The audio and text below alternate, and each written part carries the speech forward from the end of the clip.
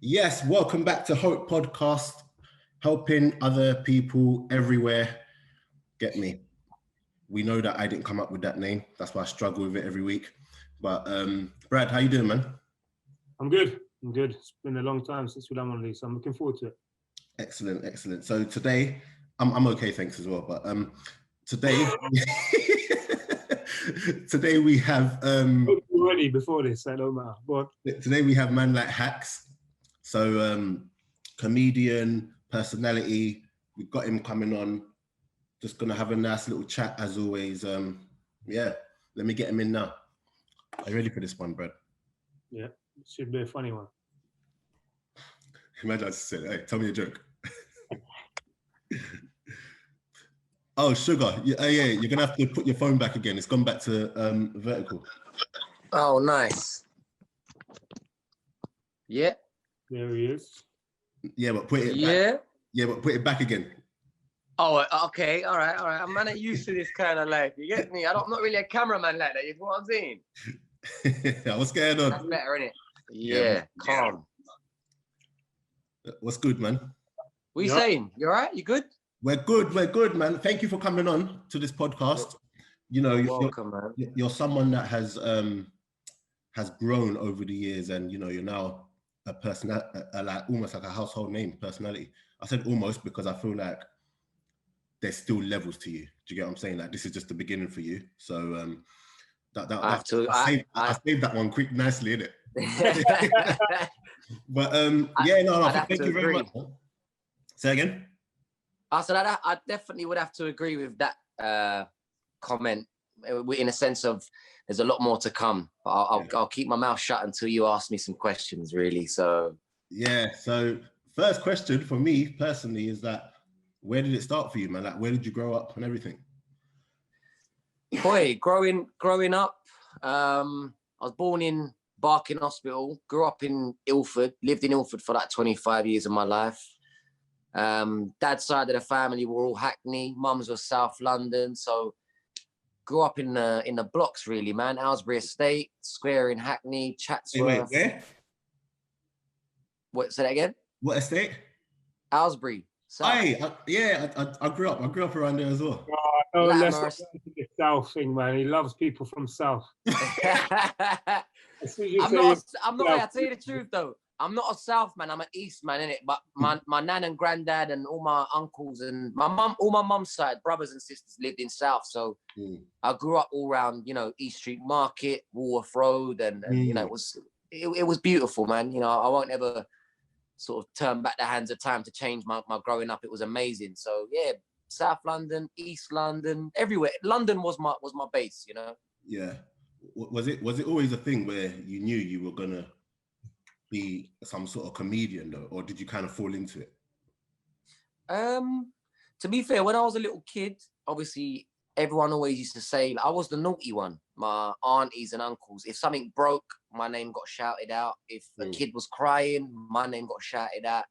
I was quite naughty in school. I was, you know, I had sort of low attention span. I couldn't concentrate in school because I felt like what they were teaching us was ridiculous. And thankfully today, you know, nowadays it's confirmed it for me that the schooling system isn't great because it doesn't work on kids' potentials. I was very hyperactive. I loved entertaining. I felt like my energy needed to be used in other ways. Like I couldn't. The Pythagoras and theorem stuff wasn't good for me. It didn't gas me up, if you know what I mean. But entertaining my friends when they were sad and when they were down, I used to do that as a kid. And my auntie and my uncles and that, you always just say, man, this kid's a clown, he's a comedian, he's gonna go jail, he's gonna be nothing, and rare. Same with the teachers. And when I hit 13, 14, I was in East Street Market, and one guy called Gary Fox had a sports football stand, but they sold hooky gear, so fake Adidas tracksuits, fake Puma. But you know, the man then would buy it. Like they had fake TNs, fake, you know, like all the Air Maxes, but for like £40. So I was on the stall. My brethren worked there, David Loader. Shout him out, big up to my man. And this guy Gary Fox said, boom, like I was entertaining. I was basically, people were walking past. I was doing accents. I was doing characters at a young age, and the guy said, "Look, man, you're talented." He's like, "Can I give you my card?" I thought it was some little weird thing and that, because he's an older guy giving a young youth a card and that. So I went home to my dad, give my dad the card. He's like, "Yeah, boom, we'll leave it there." Anyway, dad rung it, went and done some little TV interview thing with this company, and it was called Done and Dusted. And then from there, I just started doing, I went straight into TV from like the age of 13, 14, which I was shocked about, because I was trying to do the football thing. Couldn't. We ain't all got that luck, you know what I mean? We ain't all got that talent and that body. I was skinny and small. So football was out of the question. So I decided to just carry on, you know, being a little bit of a clown really at that age. I wasn't as good as I am today, obviously, but just carried on doing that. Worked on Dance 2000, which was on ITV. I did Rise TV, which was on Channel 4. Chris Evans invited me to his house to sign for his new show and everything else, but I was too young for insurance purposes, blah, blah, blah. And my dad was just like, "Yeah, boom, forget the TV world, son. You went, go and get yourself a job," being a typical Turk. He went, "You need stability. You need to earn a monthly income, rare. Started working for Southwark Council in South London as a carpenter. And then, boy, the sort of revamp came one day when I was in my van, and my brethren rang me and said, "Look, Haks, there's a platform called Instagram." He went, "You don't come and jam with a man them as much as you used to." He's like, "How are we going to get entertainment?" And he's like, "This platform's sick because you can build your own channel and we can watch your videos and bust up." So I did one video on Instagram, 15 seconds them days. Yeah.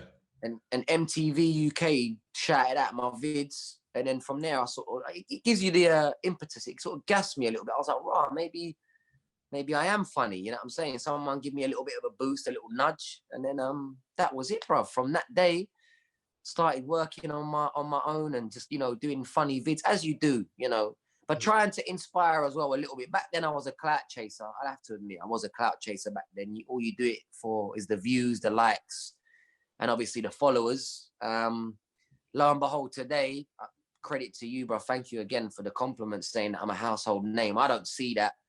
I still see myself as Hakan Hassan, bro. Like this kid from London that entertains the hood, bro. I did it for the hood, you know. That's why I got into this game. Now I get it. Like I love how sort of wider my audience is, but ultimately it was always for the hood, bro. It was always for the hood. It was to entertain the man them. I got man in jail that messaged me and say like, "Yo, Haks, like thank you, and you're getting us man through this and that." So yeah, I know I went off topic there, but sometimes it's nice just to get that off my chest. You get me? That's how it started, you know. That's how the journey started, and it's mad where I am today. I never thought I would have been, you know, on the Nasty Show as the boss man on Channel 4 and being around people that I am today. I don't get as gassed as I used to. Celebs don't gas me no more. The label celeb doesn't mean nothing to me. Back in the day when, I'll be honest to you, Bradley's one of them. When I was around Bradders, I used to feel a little bit, you know, like when you're around ballers, you know what it's like, innit? These men are in the Prems and they're kicking ball with all these footballers and you wanted to be that. Now, I don't care who anyone is. Like, Bradders is Bradley to me. He's my brother. Like, I don't look at him as a footballer. I'm gassed that he's a baller and I'm gassed that he's got a great career and a great, you know, everything. But I don't look at celebs like that no more. Do you know what I mean? And me, I get called a celeb all the time. I'm like, nah, man. I'm a different guy now. You know, I've changed so much, like, within the space of a year. Like, I've come so far in a sense of just understanding how the world actually works. You know what I mean? I'm not a clout chaser. I don't care about money. Of course, I care about money to the extent where I want to be able to pay my mortgage. Unfortunately, we're in a system where, you know, they got us by the balls and we have to pay our bills and we have to pay our debts, which shouldn't exist. And there shouldn't be pressure and anxiety and depression and stuff over something that isn't real, because money's not real ultimately. But, you know, I'm just gassed I'm grateful to be in the position that I am and have a platform with a huge audience. And I don't know if you see the stuff I post, but it's not just going to be comedy, and it's not going to be taking the mickey out of people or disabled people or people that are less unfortunate. My page will be comedy and it will be uplifting, but it'll also be spreading the truth and you know, how I can't stand back and see people suffering, you know. So I'm a different guy now, very much so. It's oh, sorry, Brad, do you want to say something? I was just going to say, I'll touch on about him not being a household name, mate. I walk with him in Westfields and everyone's like, "Oh, there's There's Hack. No one knows me. So he is a big name in London. Yeah, no, But in London,